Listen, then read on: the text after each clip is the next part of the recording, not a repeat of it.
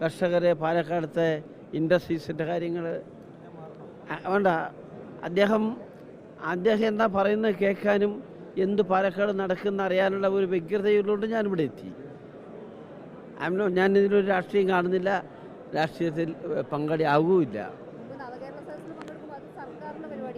ആ B J പിയുടെ പരിപാടി. ഞാനൊരു വ്യവസായി, ഒരു കർഷക പ്രമുഖൻ എന്ന നിലയ്ക്ക് കർഷകരുടെ കാര്യങ്ങൾ അദ്ദേഹത്തിൽ നിന്ന് എന്ത് പ്രതീക്ഷിക്കുന്നു, എന്ത് കിട്ടും എന്നറിയാൻ വേണ്ടി വന്നതാണ്. അത് ഞാൻ ഇനി കോൺഗ്രസ്സുകാർ വിളിച്ചാലും പോകും. ഒരു രാഷ്ട്രീയ ഒരു പ്രാധാന്യമില്ല ഇതിലൊക്കെ.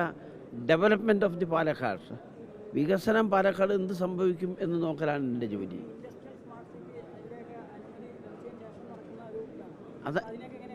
അല്ല, ഇൻഡസ്ട്രീസ് ഡെവലപ്മെൻറ്റ്സ് വരുന്നത് പാലക്കാടിന് വളരെ ഗുണകരമാണ്.